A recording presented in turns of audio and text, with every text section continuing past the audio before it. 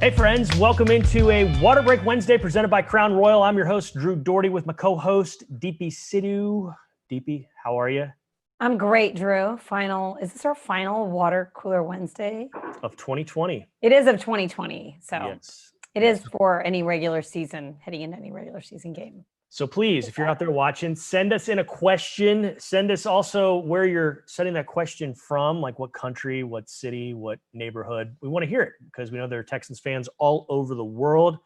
The good guys wrapping things up for this season, and they're doing so on Sunday at NRG Stadium at 3:25. So remember, it's 3 hours later than normal, and they're doing so against the Titans. Texans are going to wear all blues, not their color rushes, but their deep steel blue jerseys and pants. So breaking news, thanks to some deep sources inside the organization. And Deepi, big challenge. And Steven wants to know, should Deshaun Watson play on Sunday? And it doesn't really matter should, could, would. If he's available, he says he's playing. He doesn't care and doesn't have any interest in sitting out. He says, what message would that send to my teammates? And you have to think, what message would it send to the Texans, the rest of the players, and guys around the league if he's healthy, Deshaun's healthy, ready to go, and the Texans don't play him? Does that make them, why are they playing then? What's their reason for, I don't know, motivation if he's not going to play? So, yeah, he's going to play. I don't think it's really a question of if. He's going to play, and it's going to be interesting to see. I understand wanting to keep him from harm's way, but if he's healthy enough, he's not going to sit. Yeah, Drew, I mean, I can't really add much more to that other than if you sit Deshaun Watson, then should you sit J.J. Watt? Should you sit Laramie Tunsil? I mean, who else do you sit? Because there's a lot of valuable players that you don't want to see injured in this regular season finale. But it's Romeo Crennel said it best. I mean, to preserve the integrity of the game, you want to put your best players out there. And if you think about it, this is a really important game for the AFC. It's important to the Titans. It's important to the Colts. The Texans can play quite a big role in the playoff picture and how it shapes out if they win. And also, I mean, wouldn't it be nice to head into the offseason with a win? I know at the end of the day, you're not going to make the playoffs. Nothing good's going to happen out of winning or losing, except for the fact that you go into the offseason with a little bit more of a spring in your step. You snap the losing streak, and you kind of put your best foot forward. For a lot of these players, that's what they want to do. They want to put their best foot forward, whether they're with the Texans next year or whether they're with another team. Same thing with his coaching staff. And same thing for Deshaun Watson. I mean, he talked about it a few weeks ago. He still thinks there's things that he can improve on and get better at. And these game reps are valuable, so he wants to get them. I understand your concern, though, because we all have it. When we see Deshaun Watson go down and get injured, we all gasp. So I am not dismissing your concerns. I think hopefully it's like a blowout. The Texans are killing the Titans, and then you pull him out of the game. I think then maybe he would come out, or if it's very lopsided. But I expect that if he's healthy, like Drew said, he's going to start because he wants to. I'm all for blowouts. So let's put 60 on the Titans if possible. Let's do it. You've done 57, and Deshaun Watson was the quarterback. That was 2017, much different times, but I would love that. And you know what else we love, DP? We love when Frederick from France chimes in and watches. We also love when Lewis from Cornwall, UK is on and checking us out. Thank you for watching, and thank you for being Texans fans. It's good to hear from you and good to see that you're on. Charlie on Facebook has a good one. What are your thoughts on JJ's comments after the game on Sunday? Look, JJ's been on this team longer than anyone not named John Weeks, and he has seen the highest or close to the highest of highs. They went 12-4 his second year. His rookie season, an excellent defense. They won 10 games. They won a playoff game and fought tooth and nail in the second playoff game against the Ravens. So he's seen that, and then he's also been around for a 14-loss season, and now he's been around for a season in which his Texans have only won 4 games through 15. He's disappointed. It's frustrating going out there every week, and he let those frustrations be known, DP. Yeah, I mean, I agree. I was actually asked about this by the Titans. I did an interview with them earlier in the week, and it seems like everyone has seen JJ's comments, and he is frustrated. I mean, who wouldn't be in a losing season like this? Hopes were really high. Even after Bill O'Brien was fired in week 4, there was a lot of talent on this team, and you saw what they could do against the Lions when they were healthy and things were really rocking. Unfortunately, a lot of things have changed. You've had injuries. You've lost Will Fuller and Bradley Roby since then. You've just not been able to win. And then you've lost 2 really close games to the Colts. on last second turnovers, on the final drives. I mean, it's just been disappointing all around. I think JJ is noticeably disappointed.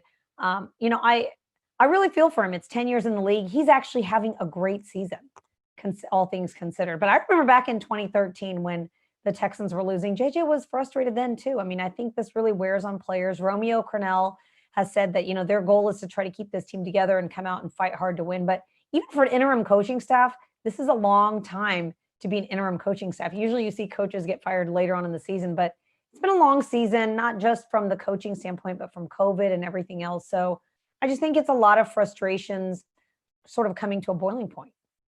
Yeah. Brian D. Haas at B. Haas Baseball on Twitter has this: when will ownership care about putting a true contender on the field and not be okay with, at best, mediocrity? Well, listen, Texans have lost this season. Nobody's debating that. But to say that the ownership doesn't care, well, if they didn't care, why did they fire the head coach 4 weeks into the season? So that argument and that idea, which I've heard over the years, is a stupid one. It's also in line with, why do the Texans don't care? They're just going to take the fans' money. Believe me, they want to win. Now, they haven't gotten a winner, and you may disagree with the way they've gone about trying to win, but guarantee you they do not want mediocrity. They aren't satisfied with that, and they want to win Super Bowl titles. So thanks for the question, but it's wrong. It's not the right idea. They do care. They do want his title, and they're not happy with mediocrity. They just haven't gotten it done the right way. That's all. Yeah. And it's just been, look at the circumstances this year, right? I mean, it's been frustrating. And I agree with your sentiments wholeheartedly, Drew. I don't get that. I don't understand where that comes from. I don't think anybody that owns an NFL team wants to see their team lose. You always want to see them win. I mean, it's a fine line between having patience and watching your team go through some struggles to deciding when to make that decision to fire your head coach and general manager and change directions. But the good thing is you've got Deshaun Watson, and you're always going to have a winner with him. You just need a lot of pieces around him to get things going. You need a new head coach and a new general manager to turn this team in the right direction. And I think they're working really hard to make sure that the next person and the next team that's in place is the right one. And I think they're leaving no stone unturned to make sure that even the structure of how things are run within the organization are the same as other championship caliber teams. We've talked about Cal McNair's group of advisors. One of them includes the CEO of the Spurs. They've put together a winning product on the field year after year after year. He's one of the advisors, Tony Dungy, Jimmy Johnson. I think, Cal wants advice from all these different outlets and all these different people to see what have they done to make their franchise successful. Because if the Texans are making a change, maybe there needs to be more than just one. Maybe there's other things they can look at. So, I'm excited about the future. I'm excited to see what it holds for this Texans team, especially with Deshaun Watson under center. Yep. Lewis from the UK has this: will Jacob Martin get more playing time next season? You would think so. Yeah, it looks like he probably would. I do think they're going to see more of Jacob. You're going to see more of Jonathan Grenard, see what he has. And yeah, I do think that duo for sure will get more snaps, defensive side of the ball, in 2021 as opposed to this year.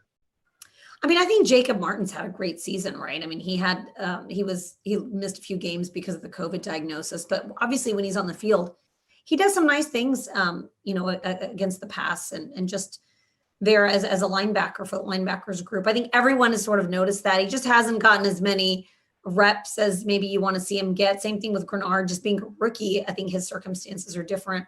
I think this coaching staff will find a spot for Jacob Martin because he has been a bright spot this year on defense, this year and last year. So I'm excited to see what Jacob Martin does. And, and hopefully he's around for a while, because what he started putting together here is, I think, just the tip of the iceberg for him. Cecil on Facebook has this: will JJ Watt be on the team next season? He's under contract, and he has said he wants to be a part of a winner. So yeah, all indications that he are that he will be back. This is a really popular question. I get this everywhere I go. And I mean, he is under contract, you're right. But my gut is that he will be here. Maybe, I don't know if that's wishful thinking. I just feel like, he's obviously one of the most talented players on your defense. And I get where the question is going. People want to know, are you going to trade him for a pick? But trade him for what? Like, what you have in JJ Watt. And he's proven that he's not, I don't know what he's drinking from the fountain of youth or what, but he's just had a tremendous season. I think just being healthy has helped him a lot. He knows his defense. I mean, he works hard. He's everything that you want in the locker room. So I mean, I think that why wouldn't you want to have him around on defense? A bird in the hand is better than two in the bush. Isn't that how the saying goes? You know what you have with JJ Watt. Eric is asking this: when do you think the Texans will hire a general manager and head coach? And that's a fantastic question. Yeah. Christian from Germany is also watching. Ryan from Fowley, Colorado is watching as well. But as far as when the Texans hire somebody, nothing would surprise me. I could see an announcement, in the days after the season. I could see an announcement later in January, because you want to wait and get everybody interviewed through the process that, they're part of a winning team and they're in the playoffs. You can interview anyone. You can do it virtually right now. But I wonder which guys are going to say, hey, wait a second, let me get through the playoffs, and which guys are going to do it right away. So I don't know. I wish I had the answer as my phone goes off. Sorry there. But, it's going to happen sometime in January, I believe. Yeah, they've only interviewed 2 candidates so far that they've announced. So Louis Riddick, the ESPN analyst, and then Matt Bazergan, who's the director of pro personnel, who's in-house. I would imagine they're going to bring in a few more guys. And you're right. It could be in the next few weeks. It could be after the Super Bowl. I think the sooner the better, though, obviously, because after, what do they call it? Black Monday, probably going to be more openings that we see open up. And I think if the Texans know who they want, they're going to jump on it rather than wait. Christian asks this: are Eric Murray and Whitney Merciless okay after testing positive for COVID-19? Romeo Cornell talked this morning. He said they're on the road to recovery. They did have some symptoms, so I don't think you're going to see them Sunday. I think it'd be a bit of a surprise if they actually played, but he did say that, knock on wood, they're getting better, right, Deepi? Yeah, and I think that when you're diagnosed with COVID, you need to go through 10 days before you come back. So I don't think it'll be 10 days that they can come back. I think if you're a close contact, it's 5. So they're doing better. It's unfortunate that, season has to end like that for them, especially Eric Murray he had a big game, the last game he played where, he was getting after the quarterback, but I don't expect to see them back. And, the team actually practiced virtually, or they did a walkthrough today. They'll be in the building tomorrow because Romeo Cornell says just want to take some extra precautions, especially heading into the final game of the season. You just don't want to see any more guys end up on the COVID list. All right, we're going to wrap things up with this. Nicholas wants to know, will the Texans sign or re-sign Will Fuller V? If you're asking Deshaun Watson, he wants that to happen, and it's tough to argue with the results those two have had over the years, the effect that Will Fuller has on the offense. Don't know what the market's going to be like, given his injury history, given what happened this year with the suspension. But, at least Deshaun wants him back, and I'm certain many of his teammates right now would like to see Fuller as a Texan in the years to come. I mean, I want him back. I'm just like Deshaun Watson. I also want Will Fuller back. He's a lot of fun to watch. He was healthy. It's, I think he could have been, all pro with the season he was having and the numbers he was putting up. And, the Texans can win with a guy like him. I mean, he just is just so phenomenally fast. And the chemistry has really come along. He's been healthy.